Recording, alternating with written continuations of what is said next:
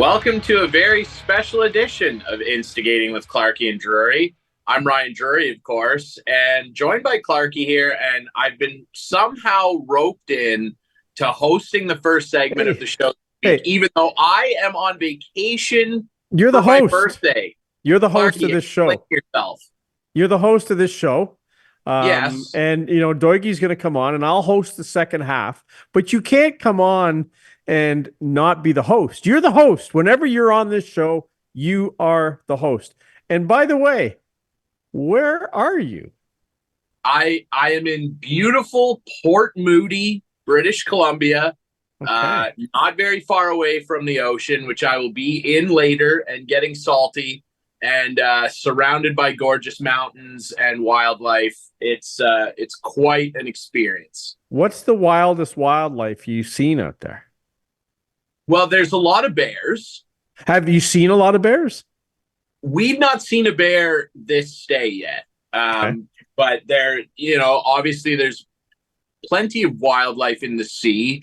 There's whales around, there's seals, Okay. Yeah. There's plenty of stuff. And I'm also here, right? I'm a bit of an animal, so you are. You're kind of wild. Yeah, that would have been great for me to take pictures out there. Thanks for the invite. Sue and I are going to Calgary in September, and we're hoping to see a bear or two. Now, it's one of those catch-22s. You hope to see a bear to take a picture, but you hope you're safe when you're seeing the bear. Absolutely. I think you'll be in luck. You're gonna be able to track a bear down pretty easily. How do you do that? How? Well, they're just around, dude, and they like to kind of travel near the towns and stuff. They want people's garbage. So, and speaking of that, I mean, how about those signings by the Leafs, eh? Well, I thought you were going to all of a sudden start with the Blue Jays talking about garbage, but what do you mean? Like, they improved their D. Chris Tanev's a pretty good defenseman, and they're better now defensively than they were a week ago. I don't disagree, but that was a joke, obviously. I love Chris Tanev.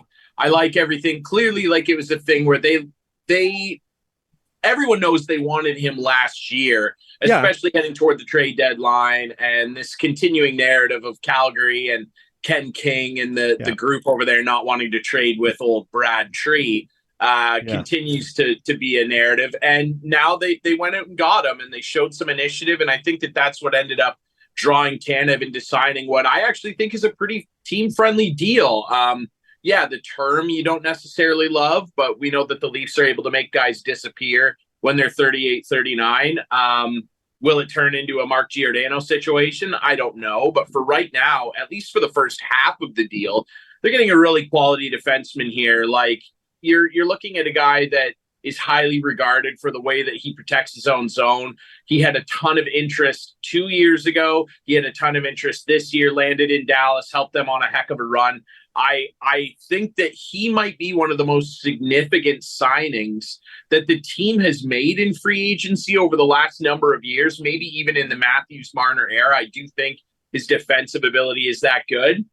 And then you look at Oliver Ekman-Larsson coming off a Stanley Cup championship, and you do wonder, the cap hit's not aggressive, and the 4-year term's not overtly aggressive either. You do just hope that you're getting a little bit more of the Florida Oliver Ekman-Larsson and not the Vancouver Oliver Ekman-Larsson, Clarkey. Yeah, no, for sure. But my question for you, though, is you've always told me the Leafs need a stud defenseman to be able to even compete for the Stanley Cup. Is Chris Tanev the guy? Is he now considered the stud guy they can move forward with and build their defense around and take a run?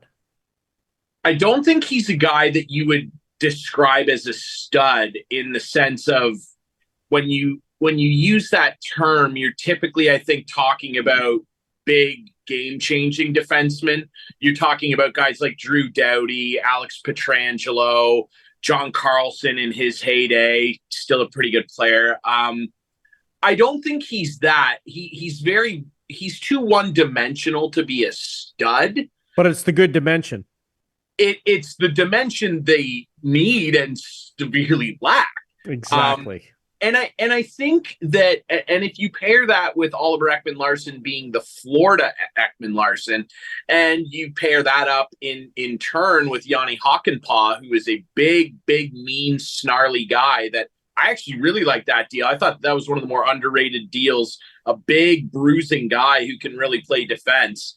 But sorry, go ahead. They added guys, really, Clarkey, that bring a lot of what they lack: size, meanness, and really quality defensive play. No, I agree with that. Hakanpää, from what I know, has a bad knee. Like Steve Simmons said it, so it must be true. And as far as I know, they haven't announced the signing yet. So it was pending a physical, and they haven't officially announced it. I mean, Simmons wrote that this guy's like bone on bone in the knee and might never play again. So that one's still up in the air. But yeah, he's a big bruising defenseman as well. So, Treliving definitely took a different approach than we've seen in the past. In the Dubas era, he got bigger, he got tougher on defense, more defensive defenseman. So we'll see what happens. I think they're better. The question still is out there about Mitch Marner and what they're going to do there. It certainly sounds like they're rolling it back with the big four once again. And maybe that's not a bad thing. Thanks. Boy, I change my mind quickly, don't I? But maybe it's Craig Berube saying, give me a chance at this guy. Give me a chance running these guys through. And you never know, like come playoff time or come trade deadline time, maybe that's when they go to Mitch and say, Mitch, you know what? It's time to move on. Yeah, I think that it could be a small combo of those things of Berube. I highly doubt that Craig Berube necessarily cares who the core of his team is. I think that he's just looking forward to potentially tackling a very unique challenge in North American sports. And within the lens of Canadian sports, probably the most unique challenge that we have in this country in terms of trying to urge a team on to success. Whether Mitch Marner's a part of that, I don't know that he necessarily cares, but I'm Craig Berube's not stupid. He's familiar with this player and knows the skill set he has, and we all do. It's just the thing that has plagued him and really all of these star players on the Leafs is their performance in the playoffs. There's been little spurts where a guy looks great for a game or two and then falls off and isn't there to answer the bell when the series gets down to the nitty gritty. Ultimately, I think that, like Aaron Karolnik said to us last week, they're in a tough spot with this guy. Like he has full control over what his situation is for a year, for the rest of the year. Do they get to a point where they get to the trade deadline? Maybe they're sitting second or third in the Atlantic. Maybe they're sitting in first, and it would be hard to trade him then. But I think that Leaf fans are, as much as people like to bag on them for being overreactionary and a little out there, this is a smart fan base. I'm being nice to you, Clarkey. I'm on vacation. This is a smart fan base, and I think that even if the Leafs had like 100 points at the trade deadline and were on pace for like a record year and they traded Mitch Marner, even if he was on pace for like 120 points or something, I think most people would be in support of it because of what they've seen if it engendered a great return and further improved either their bottom six, where they smooth out a little bit more of the responsibility throughout that forward lineup, or a big potential other catch at D, particularly right D. They struck out and didn't manage to get Matt Roy, who I know they were into. My boys ended up signing him. I don't know. Yeah, the Mitch Marner thing, it's going to be one of the most talked about storylines in sports and certainly throughout the NHL for the next year, and it's for good reason.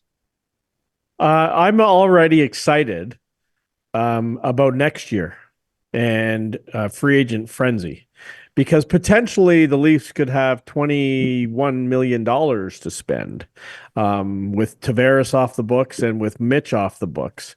So, I mean, let's see what happens this year.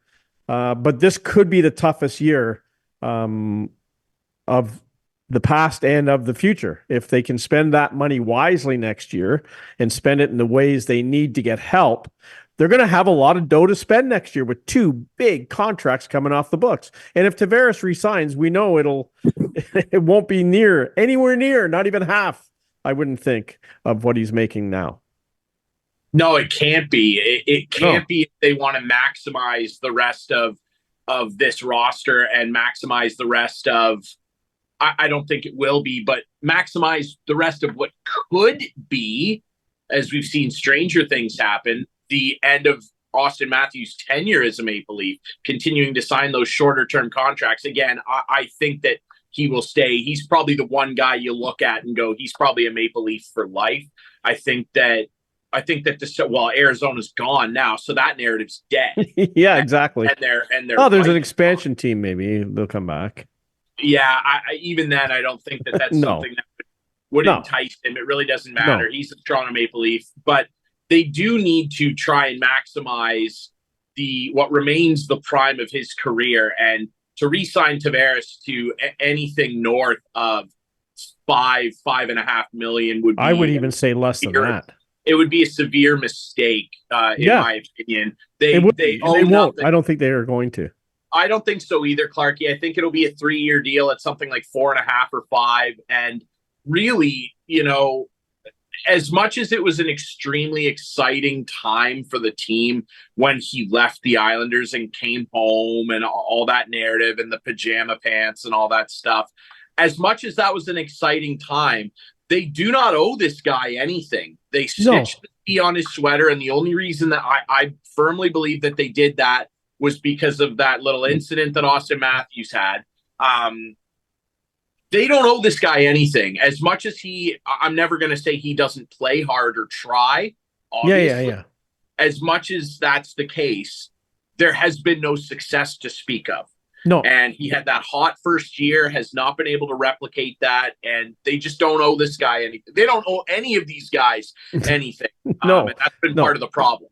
Yeah, no, for sure. And the interesting part is, after saying that this could be the most difficult time, is there's 2 big cogs in the wheel here who are playing for a contract next year. And we've seen it time and time and time again, how guys can all of a sudden rise up and be unbelievable in contract years. So that's the one thing they have going for them, is these 2 guys are fighting for a contract. Because on the open market, we know for a fact Willie Nylander would not have got what the Leafs gave him. And Mitch Marner, unless he has an unbelievable year and an unbelievable playoff, won't be getting what he's making this year. So he has to step up and he has to perform big time this year in a contract year. I completely agree, Clarkey. And here's the thing too, right? You look around at other teams and the rates that some of their star players have decided to stay at. And our friends over at the Steve Dangle Podcast Network had a really good video breakdown on this about a week ago, where they were basically piling the math together, and that core 4, when you disclude Reilly from it, that core 4 making well over, I believe, $44 million. And the next closest team that had 4 players like that was Colorado, and they're paying their big 4 guys $33 million, or just shy of it, I believe. Like, this formula doesn't work. So I agree. Like, these guys are playing for contracts. Marner, obviously, in particular, because Tavares, we all know, just based on his age and slowing down, he's not going to command giant dollars. No. For Mitch marner, if he wants, whether it's the Maple Leafs again, who knows, or another team, to pay him north of $12.5 million, he's going to have to put up some historic numbers. He's going to probably have to have 120 points. I mean, when you consider that Sam Reinhart, who many people thought was potentially heading, or in the very least was going to test free agency, and he re-signs with the Stanley Cup champions for $8.635 after a 57-goal regular season, and tacking on 10 more, including the cup-winning goal in Game 7 there. When you look around and look at that, if I'm a general manager sitting down with Mitch Marner, I'm going, how do you expect me to pay you this amount of money when you've never won a big individual award? You've never led the league in scoring. Why should I be ponying up $13+ million for you when you've never had any success? Oh, by the way, you went 18 games once in the playoffs without scoring a goal. Yeah. I don't think so, Mitch. No, that's what I mean. So we'll see how these guys step up and go from there. I'm going to get into more Leaf stuff with Doigy, but I want your opinion on around the league and winners and losers on free agent frenzy day. Your Caps had a pretty good day, I think. Yeah, I mean, I didn't even necessarily want to start there, but I mean, let's start there. I'll be honest, I haven't been more excited for a regular season to get started since the year after the Cup run, where the weight was finally off the franchise's shoulders, my shoulders as well, and the tattoo went on. I'm so excited. What a job. And consider that a week and a half ago, if not 2 weeks ago, when Brian McClellan made that very controversial, I'll call it, trade, where he gets out from under Darcy Kemper, but takes on that mammoth contract for Pierre-Luc Dubois, a guy who continues to befuddle coaches and fans around the league. This now his fourth team. When you consider I would almost describe it as vitriol in the Washington market following that move, and you flip-flop it with what he did on July 1st. I mean, we're talking about a serious character turn here. Matt Roy, one of the most sought-after right-handed defensive defensemen out there, signs him to an excellent contract, makes a swap for a guy who's got oodles of still untapped potential, I think, in Jacob Chychrun. And I am drooling at the prospect of left-handed Jacob Chychrun playing on a top pair with right-handed Stanley Cup champion John Carlson, Matt Roy potentially playing with your buddy Rasmus Sandin, and then a third pair of maybe Trevor Van Riemsdyk and the young Martin Fehervary. I'm so excited about this decor, and Pierre-Luc Dubois has a real opportunity here. You talk about a character turn for Brian McClellan, the general manager. If Pierre-Luc Dubois can wake himself up, have like even a 70-ish point season, and be the guy who's the trigger man passing to Ovechkin when he breaks Gretzky's record, Pierre-Luc Dubois is going to have a massive reputation swing. This guy has a real potential to be a big factor in history. And that's the word I was going to use. The potential's there. The guy's still young. The potential's there that this guy can turn it around. Mark, he's big. That year in the bubble when the Blue Jackets, I was struggling to think of what team it was on. When the Blue Jackets put the Toronto, probably. He was a force. He was a monster. I believe he had 8 points in that 5-game series, was winning draws, throwing that 6'3" frame around. Like, this is a guy with a big frame who can skate and has good hands. Like, this dude has real potential to have some fireworks here. And if he's the guy potentially that's on the ice, let alone maybe assisting on the record-breaking goal for Ovi, he'll go down in history as one of the more interesting reclamation projects in NHL history. Yeah. You can get into your winners and losers here, but I want to lead you into the Tampa situation with Stamkos and him taking his talents to Nashville. What did you make of all that? What a bizarre landscape changing move that was. And I don't have a horse in the race, if you will, when it comes to the Tampa Bay Lightning. Obviously, they've been, this has all been bookmarked by incredible individual success by Stammer and the back-to-back cups and 3 straight cup final runs. It is odd to see a player of his stature leave a franchise like that. And the fact that there are rumors that the Lightning couldn't just find an extra 1.5, maybe $2 million to get him to stay on a 5 or 6 year deal, it's surprising. Like, when moves like this happen, it's shocking. It's going to be completely bizarre seeing him in Nashville yellow. But that does lead me into obviously Barry Trotz's Nashville Predators. Heck of a coach Barry Trotz was. He'll go into the Hall of Fame just on his coaching resume. Boy, what great work as a general manager to bring in cup championship pedigree to a team that has quickly retooled in Nashville and was a surprise playoff team. They ink up Saros. He's staying. Now the question is, does Askarov go, the young talented Russian right-handed catching goaltender? They add Stamkos. They bring in Marchessault. I mean, just an incredible Brady Shea to shore up that back end. What an incredible day. Few hours by Barry Trotz and the Nashville Predators, but Steven Stamkos leaving the Lightning. It's something that I don't know that the franchise can necessarily recover from in the next couple of years. Still a very good roster. Like, let's not take anything away from Jake Gensel, who's a multiple cup winner himself, but it's Steven Stamkos. Like, it's just not going to feel the same. And many people have talked about it. I'm sure you picked up on it, Clarkey. It massively changes the way they set that beautiful power play up, because that right-handed trigger is now gone. Jake Gensel's a lefty, so they are going to have to potentially completely rethink how they set that power play up. But then they go out and they sign Hedman to a team-friendly deal, and he's still one of the best defensemen in the league. Kucherov's not going anywhere. Braden Point's a freak. Sorelli, I still love their team, but and they trade Sergachev too. And Sergachev, who's now a scarily injury-prone yet still very good player.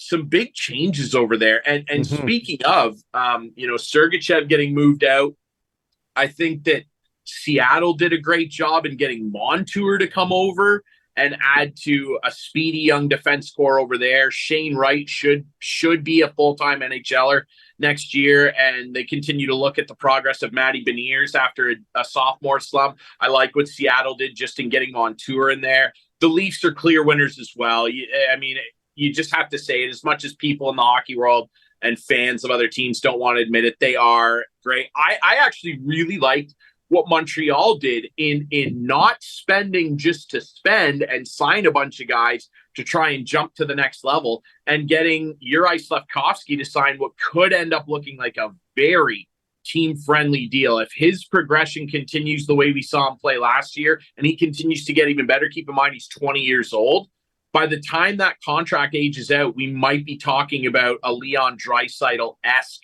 type of bargain. I'm not saying he turns into Leon Draisaitl. I'm just saying Leon Draisaitl's playing on an $8.5 million deal. We could look back at the end of the Slafkovsky one and say, wow, what a bargain by the Montreal Canadiens. I want to touch upon tampering, because I think it's obvious.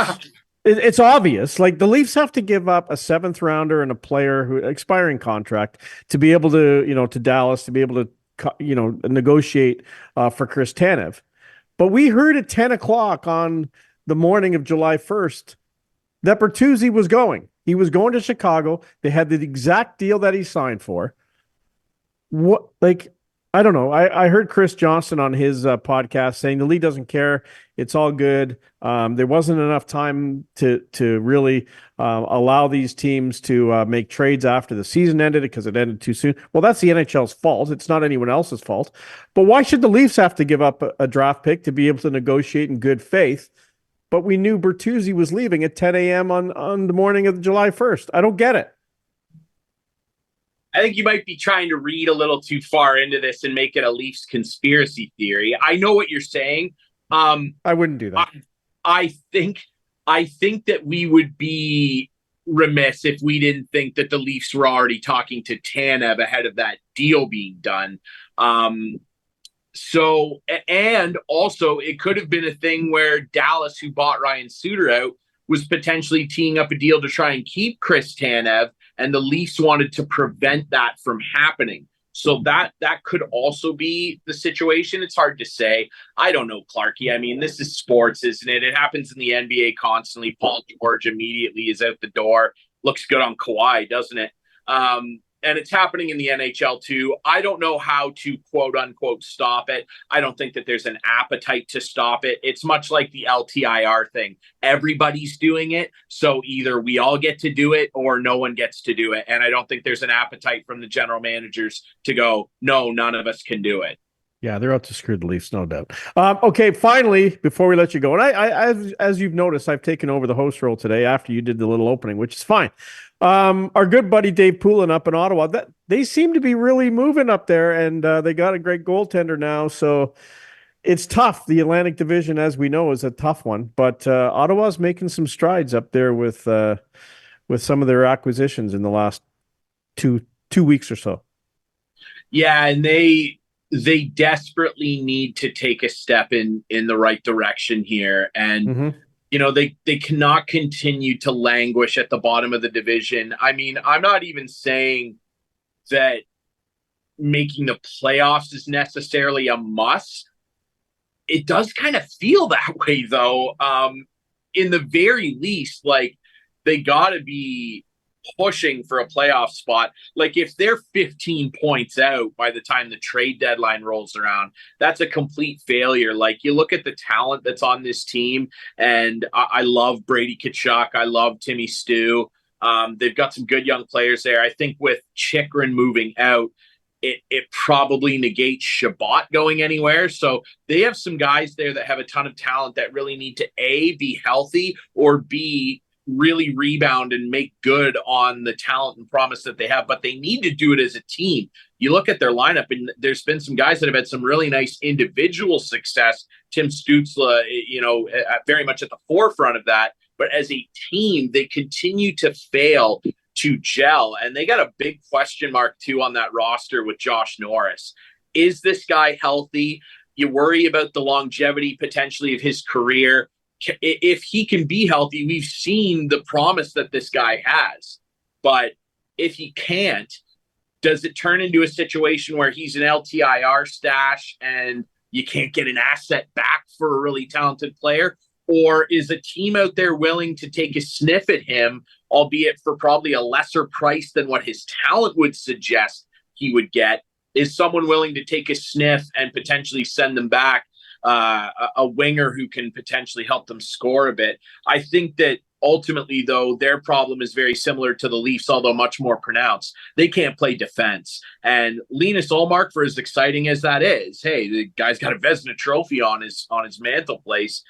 For as good as he is, if they play defense like they did last year, his numbers aren't going to look very good. You're not going to be looking at 926 percentages for this guy. And let's remember, he played one playoff game and the Leafs beat him. Yes, absolutely. Jeremy Swayman took over. And speaking of Boston did really well. Nikita Zadorov took way less than what people thought he'd get on the open market to go there. I think they ended up doing really, really well too. Love what Detroit did. And Patrick Kane comes back, and that's all well and good, but they didn't really make their team better. People thought, Stamkos, he'll go join Stevie Y, and there were whispers about that. Don't love what they did. The Rangers, with all this. Well, what's going on with Trouba? What's going on there? Man, what a strange thing. And again, another example of a team being hamstrung, potentially, if you believe the rumors, by a limited no move and no trade list. It's his right to stay. And, he's the captain of the team, but I didn't really love what they've done so far. And same with the Islanders. Like, you're looking in that New York, metropolitan area, and outside of New Jersey are the ones making all the noise, not the mighty Rangers and the middling, I'll call them, Islanders. Those are some of my losers for sure. And what about the left coast there, where you are today? Is your buddy a Canucks fan? What does he think's going on out there? The Krellins are Canucks fans. Yeah. I locked that in. The jerseys are hanging up in a closet not far from me. So what's his take? I think people out here, including the Krellins, are excited about next year. Like, getting Jake DeBrusk over here is a nice move for them. I wouldn't call them winners or losers. They look kind of the same to me. Losing Zadorov, it's a bummer, but they're going to be able to, hopefully lean on a healthy full season from Demko. Because I think if Demko was in net, not that Shilov's played badly, but I think if Demko's in net, we maybe see a different story in the playoffs. And Jake DeBrusk is a guy who's a really gritty player that I think Canucks fans are going to fall in love with. He can crash and bang. He can score. I wouldn't be shocked if he ended up with 20-plus goals, potentially playing with Pettersson. I think people out here on the West Coast, Best Coast are excited about the next Canucks season. Very good. Well, buddy, listen, you go and enjoy your vacation. But before you go, I do have to, I don't know if you have one or not, but I'm just going to throw on my Couch Potato hat here. And I have a couch potato for you this week. And I know we always say we can't name each other, but blah, blah, blah. I can do whatever I want because I'm hosting this week. Ryan Drury celebrated number 33. Is that right? Yes, 33. Number 33 this week. Happy birthday, buddy. I didn't do it on Facebook because I wanted to do it in person and, well, so to speak, Zoom in person, and wish you a happy birthday. But I have a question for you. We've been trying to get a video to roll in here. Adam's going to continue to try, and we'll get it hopefully by the time we edit the show. But I watched a video that your girlfriend Kate posted of you eating something. And there wasn't a lot of explanation. It looked like a little candy. That's what it looked like. I'm sure it wasn't, from the, dispensary. But anyway, what was it that you were eating and what the heck happened to you? Yeah, so a bit of backstory. A couple of years ago, actually, with my friends, the Krellins here in Vancouver, we thought it would be fun one night to take the Packy One Chip Challenge, the Packy Taco Chips, which are illegal in many places now for good reason. The One Chip Challenge, the hottest chip in the world. We ate one, had a real bad time, and it's the hottest thing I've ever eaten still to this day. So the kids thought it would be fun to get me something really hot for my birthday. They figured he'll really enjoy this. He eats spicy food. So they managed to track down in a random grocery store in Greater Sudbury the world's allegedly hottest gummy bear, 9 million Scoville. And I took a look at it and thought, there's no way this thing's that hot. They found it in a grocery store. It can't be that lethal. Really? Well, you can see on the video evidence, it's pretty rough. It was instantly hot and unpleasant. I did beat the challenge, though. It was 10 minutes without any milk, water, or relief. I just had to kind of stomp it out outside. It was hot. It was unpleasant. It wasn't as bad as the chip. I think the chip was twice, if not 3 times as bad. Wow. But it was hot, and the kids thought it was funny. So I really did it for them, and I regret doing so. I don't really want to eat it, I'll be honest. Like, it's probably going to be a real bummer. You don't have to shove the whole thing in your mouth. You don't want to. You can take like a small bite. It says put the full thing in. That's Instructions are more like guidelines. okay. Then if you're down for the. It doesn't smell bad. Does it smell like a gummy bear? Can I smell it? Can I smell Touch it? it. It smells like pasta. Yeah. Yeah. Explosive pasta. Someone comes in. Instantly sucks. That sucks. Like taste-wise, or? Probably not even. Where's your water bottle, by the way? And it's pretty hot. Yeah, just heat, not Can I even. read that? That sucks. You have to eat. I don't think it tastes good at all. Where's your water, babe? Or a glass of milk or something? It is a bummer, I'll be honest. Could it make your mouth go fired? Simone, is Ryan gonna spit fire? Yeah. Dragon for real? Where's your water, babe? Like, start bringing it down. I'll be honest, like, it's not as bad as the chip, but it's pretty close. Well, very good. Of course, the Couch Potato brought to you by Conway Furniture, and our buddy Phil Maines should fill us in on where that is. Conway Furniture, Highway 86, just east of Listowel. There we go. Where HSD and delivery is always included, right? That's right, sir. That's right. Do you have one or no? I would love to. You know what? Actually, I do have a couch potato. Let's do it. On my birthday, I was given the great pleasure by the Krellins, who I'm staying out here with on the Best Coast. They took me to my very first minor league baseball game. We went and watched the Toronto Blue Jays High A affiliate Vancouver Canadians. Unfortunately, they lost, although they were on a 6-game win streak to Everett when we attended. Saw a couple home runs. It's always exciting. And it was a tremendously fun time. My couch potato is the Vancouver Canadians. Great time. If you're ever out here, get over to Nat Williams Stadium at Rogers Field. It's a great time. It's extremely cheap. And I would suggest getting a yard dog, 3 feet of hot dog power. We piled one down yesterday. It was a great time. Well, there you go. The Vancouver Canadians. Now, I'd imagine there wasn't a lot of talent on that team, or they would be up with the Blue Jays right now. There were some pretty good-looking little players. Come on. Esteban Machado was good. I was impressed by Esteban Machado. You never know. Hey, you never know. Some current Blue Jays played for the franchise, and Vladdy Jr. started there too. You never know. You never know. Okay, buddy, you enjoy the rest of the time out in Vancouver, and I'm going to take over from here as we wrap up this segment. But Ian Doig, I'd love to get his opinions on the Leafs all the time we can. So he's coming up next as Instigating with Clarkey and Drury. I'm Clarkey. I'm the host of this show today. We'll be right back after this.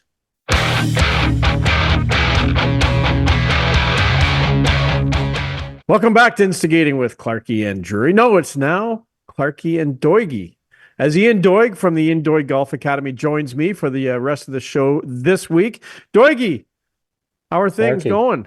I'm good, Clarkey. Everything's looking good. Are you playing golf? Like, how's that going?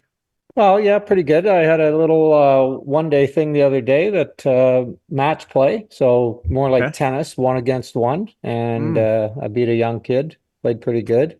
Oh, that must have felt good. Yeah, 26-year-old, and took him down after 4 and 3 through 15 holes, and then I took one of my juniors that I coached to the Ontario PGA Pro Junior just on Tuesday at Wooden Sticks, and we shot a better ball 68, and we finished I think 7th out of 36 or 37 teams. So it was a fun day. Now, Wooden Sticks is one of my favorite courses. Anything changed there in the last 10 years? It's probably been at least 10 years since I played there. No, the golf course is just the way it was when it opened up in 2002 or something like that. It's interesting because they have a lot of holes that are inspired by holes that are on championship golf courses. Yeah. The holes that are their own holes that they just use the terrain there are some of the best holes on the golf course. It's actually a very nice golf course, fun to play. Yeah. I came close. I've come close twice to a hole in one. And once one was there at the postage stamp hole, the little wee green. And I was like 2 or 3 inches away. The other one I had was at Nobleton Lakes. And I just hit it, and you could see it sort of make a weird turn around the hole, and there was a marshal down at the hole. And when we got down there, he goes, that thing just lit the cup, man. And I'm like, thanks for that. So come close twice. And you know what? I played Ironwood in Exeter on Canada Day, and I put one within 3 feet, so I was happy with that. I got 2 birdies in 9 holes. Oh, look at you go. I'm not telling you how the other 7 holes went. Oh, and I was just about to say it must be the coach, but now saying that, exactly. I texted you mid round. I texted you. Yes, you did. And I said, Doigy, I'm pulling everything. Like I'm just pulling everything. I can't stop pulling the ball. So your upper body's overtaking the lower body in the start of the downswing. So you get the club over what we call over the top. Mm-hmm. But you're athletic enough that you can square the club face up. So what's happening is the path of the club is from outside in, but with a square club face. So it's just a pull. Outside in. Yeah. So if we were to look at the golf ball for you as a left-hander, you're hitting the golf ball at about 8 o'clock.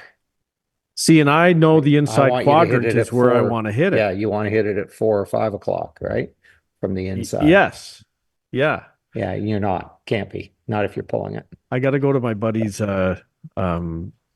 simulator and hit some balls and see what's going on. Yeah, that maybe straighten me out. Anyway, let's talk about Leafs. Before you go there, you brought up the postage stamp, which is Troon. Yeah. And the Open Championship is coming up at Troon. At Troon. Okay. So we had to throw that in there. And then on top of that, a very good friend of mine, Todd Hamilton, won the Open at Troon in 2004. He beat Ernie Els in a playoff. So, you should get him on the show next week. You know what? That might be a good idea. It would be a good idea. If I was thinking about it, I would have brought a picture on of me drinking out of the claret jug in his kitchen not long Next after week. he won it. Next week. We'll bring it on for next week. Next week. Yeah. There you go. So- You're under the gun for next week. Okay. Leafs. Free agency is come and gone. The draft is come and gone.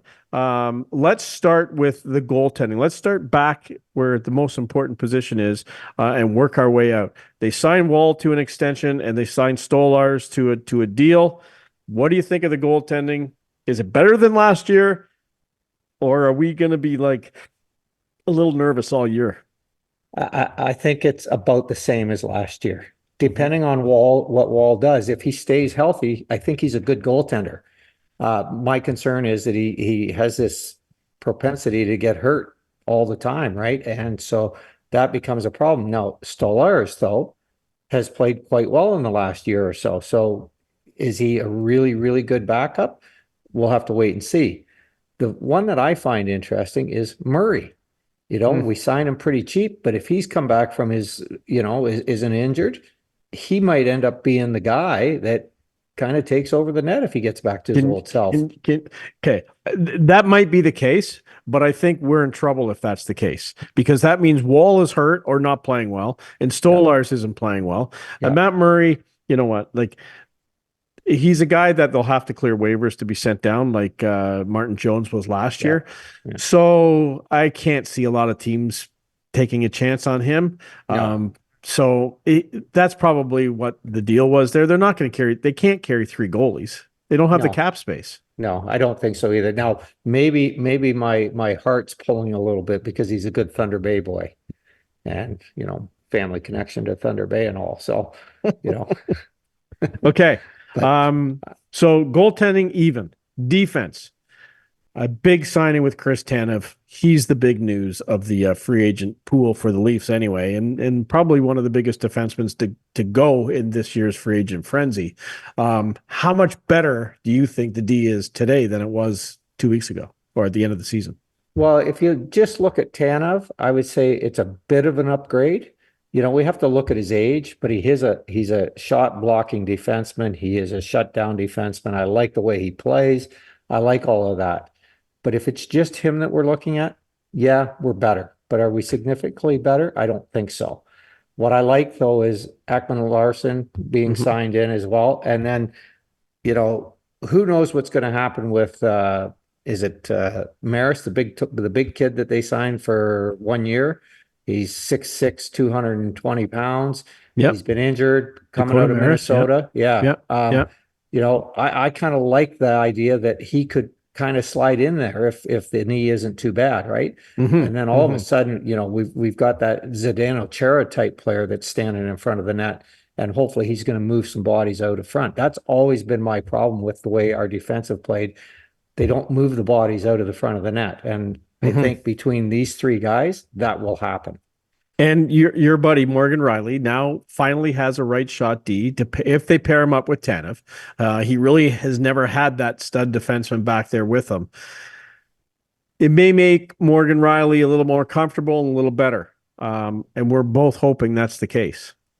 I totally agree. I think what's going to happen is Morgan Reilly's played the last few years feeling like he is the guy, and everything, all the defensive stuff that was going on was all on him. And I think these signings are going to allow him to play a little freer, not worry about it so much, and it's going to cut back on his ice time.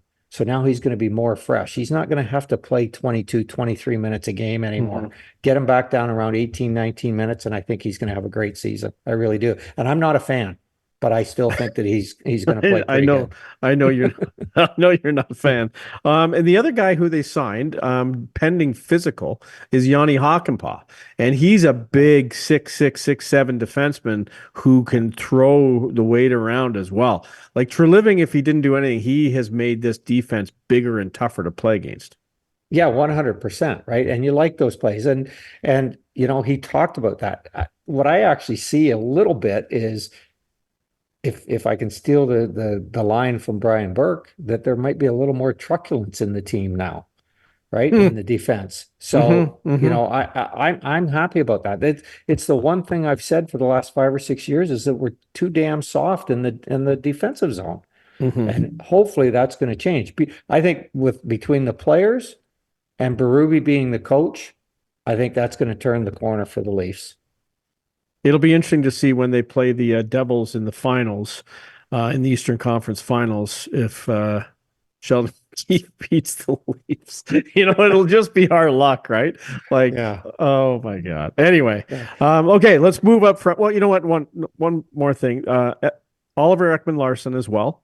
Nice veteran presence back there. Ryan and I talked a little bit about it, but the guy who seems to be on the outside looking in is Connor Timmins. Like, this guy was, I wouldn't say highly touted, but he was a guy who they thought they could rely on when they signed him to that deal a year ago for over $1 million. I don't see him getting in the lineup. I really don't. Yeah, either do I. I think they're going to give Liljegren a long rope, right? And you throw in the other guys. I mean, Timmins is going to be hard pressed to get himself into the lineup. Now, that said, he came through camp last year with flying colors, looked like he was just going to step in and take off, got injured, and then never really found his footing again after that. So who knows what's going to happen this year? Like, if he comes through camp the same way, you're going to have to at least give him a shot. Right? Yeah. And as you mentioned, they re-signed Liljegren, extended him $3 million deal. People are saying it's a little bit too much. We'll find out. And he's another guy who could be used as trade bait along the way here. Right. He could have some value. Jake McCabe and Simone Benoit round out the D. That's two solid defensive defensemen as well. But I like the way this defense is now shaped up. Yeah, I do too. And I'm a big fan of Benoit. You know, and I'm good on McCabe too, but I really like the way Benoit has played in the last year. And he came out of nowhere. That's the neat thing about him. It's finally, you know, a guy that they've stumbled upon. Yeah. And we haven't said that very often on the defensive side. Yeah. Yeah. Right? No, absolutely. And you know, one of these other signings may be the same thing. Maybe we end up stumbling upon another guy that kind of comes out of nowhere. Yeah, exactly. Okay, let's move up front. The big news, I guess, is Mitch Marner still a Leaf now. It's probably not the biggest news. But Max Domi re-signs, and not a bad deal. You know, 3.75 over the next 4 years. Could be a good deal moving forward. And they lose Bertuzzi, though, to Chicago. What are your thoughts on those two moves? Well, we knew they weren't going to keep both of them. So then it was a toss-up to, okay, which one's going to stay? I could have went either way on them, but I like the idea of Domi staying because of the history. You know what, with Ty playing most of his career here and the name carrying on the name. I like it too, but is that wise to think that? Well, I don't know if it is. You know what I'm saying? Yeah, I agree. I agree. But you know what? It's entertainment. He's entertaining. I really like the way he played in the last half of the season last year. And let's not kid ourselves. Playing in Toronto is a hard market to play in. And here's a young kid that grew up hanging around that dressing room and everything. And it took him half the season to get his feet underneath him and start to play. And I thought that he played nicely in the last half of the season. So if he carries that forward right off the start into next year, I think the next 4 years with Domi in the lineup could be very good for us. So Bertuzzi was in the top 6. Who's going to fill that role of Bertuzzi in the top 6, do you think? Well, I think they have to give Nick Robertson a really good chance here. He's asked to be traded. I wanted to get into that as well. Yeah, and I know that he's asked to be traded, but I think he fits. I think he's a good player. I think he just hasn't been given the right opportunity.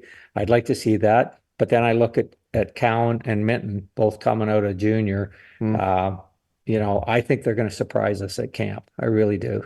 Well, kids are you know, debuting in the NHL a lot earlier than they ever have. Yeah. And if Easton Cowan plays the way he did in London last year, I don't see any reason why he couldn't be a contributor. But the problem is, and this is, I think, half the problem with Nick Robertson is he was put in not the role that he should be put in. Right. Put in as a checking forward. He's not that player. Yeah. You can't make a mountain out of a molehill. Like, you know what? I'd like to see. He's got a goal scoring touch. I mean, all you have to do is look at every game that after he was sat out, he'd come back the next game and he scored in every one of them basically, right? And that because that's who he is. Yeah. And Sheldon Keefe was trying to use him as a defensive forward. Well, I'm sorry. He's not a defensive forward. Let him go score goals. Just let him loose. I'm surprised he did come out publicly and ask for this trade. He is a pending, or he is an RFA, not a pending. He is an RFA, so he has to sign a deal. And I can see the Leafs playing a little hardball with him. I don't know if he'll even be in the lineup come September. We'll have to see how that plays out. I would tend to agree with you, but it didn't surprise me at all that he finally came out and said, because look, he's been around for 3.5 years and he hasn't got the shot that he needed. But yeah, he's still young. He's very, very young. He's had a lot of injuries. He had a broken leg. He's had a tough go. And you're right. He has that potential to be a real good goal scoring forward. The other guy I'm looking at maybe to make another stride this year, who came out of the system last year, is Bobby McMahon. I think he could be a nice replacement for Bertuzzi as well. Not that he didn't play in the top 6, because he did last year, but he kept going back and forth between that 6 and 9. I think he has a really good chance of being a top 6 forward this year. Yeah, I agree. I look at him and I felt like that the coach didn't utilize him correctly. You hated him, eh? He didn't take long to get another job. No, he didn't, because of look at his record and everything. But it'll be interesting to see what he does over there, right?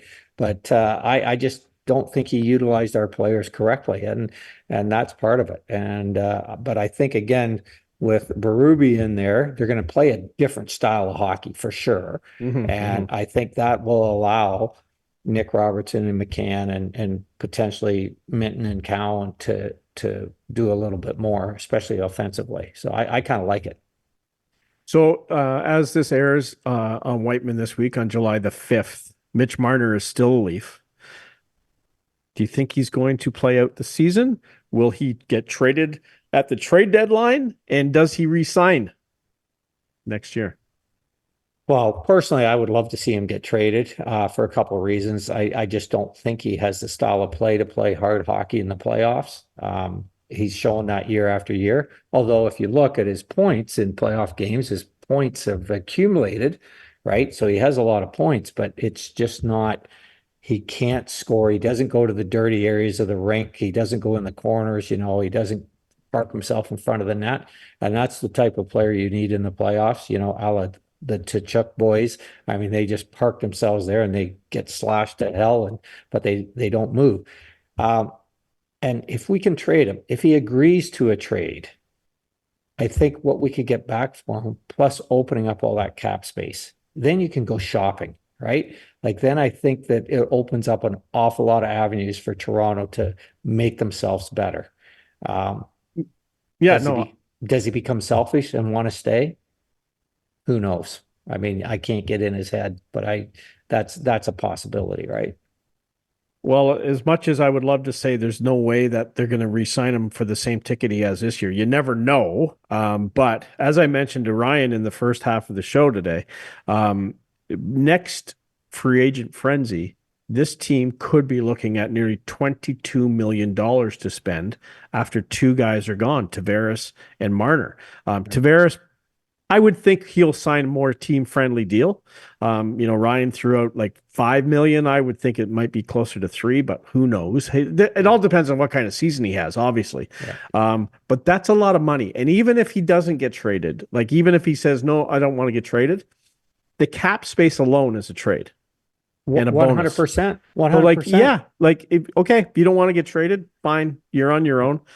Go sign somewhere. But I just think that this, as I said to Ryan, this could be a tough year just because of the cap situation. But you got 2 guys who are trying to prove themselves, 2 of your elite 4 players, really trying to play for a contract next year.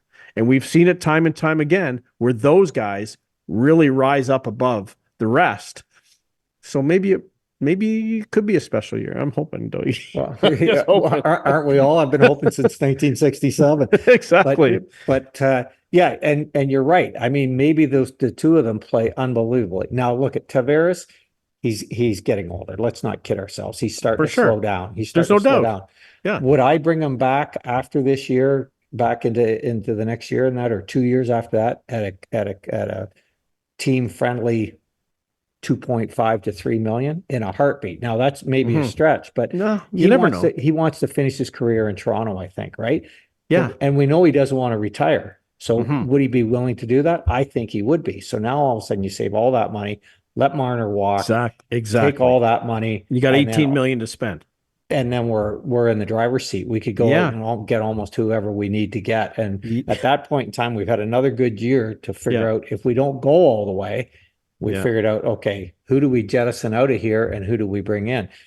That said, I still think with the thought that Tavares may or may not re-sign, the thought that Marner may be gone, that opens up for the Nick Robertson, for the Minton, and for the Cowan to step in and maybe have great years themselves, because they're trying to prove themselves, because they want to make that big money when it's available.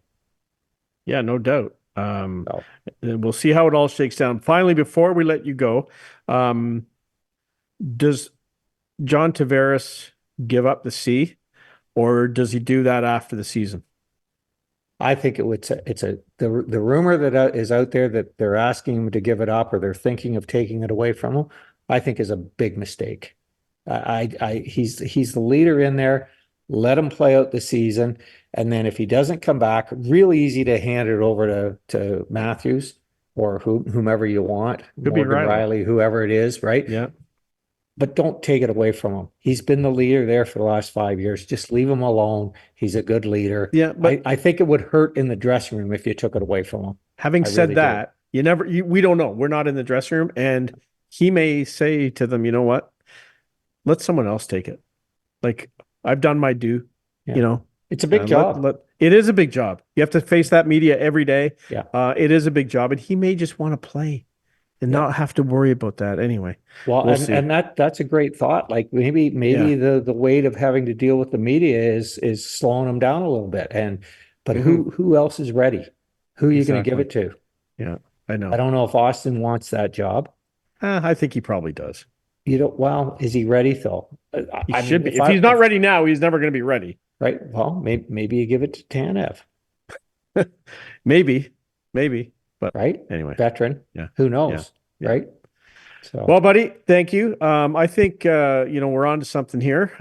We can really eliminate Drury altogether and just rename the show. We'll get some new graphics done. Instigating with Clarkey and Doig moving forward. Ryan's out west. Celebrating his 33rd birthday, so he's in Vancouver at a buddy's place. So thanks for coming on, and I just wanted to mention as well that this show, of course, is brought to you by Larry Hudson's Chevrolet Buick GMC in Listowel, 1000 Wallace Avenue North. Hudson's has it, and somebody came by for a special test drive in a Canyon Denali this week. Yes, I did, and I really liked it. It is a pretty special truck, and depending on whether my bride and I get the opportunity to go to Australia for a couple months, that's out there. It's on the table. We're looking at it to play in on the Legends Tour. If we go to Australia, I'm going to wait until next year to get the new truck. But if we don't go to Australia, I'll be getting that new truck this fall. Very good. Well, Doigie, thank you. And we'll save that truck for. No, we can't save it. It's still available. Someone else can come and buy it, but we'll get you a similar one. Anyway, thanks again for joining us this week. And Adam, if you can put in the slide so I remember what to say. There we go. Instigating with Clarkey and Drury's on every Friday at 8 p.m. on Whiteman TV Channel 6. It debuts on our YouTube channel at 9 p.m. Of course, follow us on our socials, Instagram at Instigating Pod and Twitter, or you can call it X at Instigating Pod. I'm Chris Clark. That's Ian Doig. Thanks again, Doigie, for joining us, and we will see you next week here on Instigating with Clarkey and Drury. See you guys.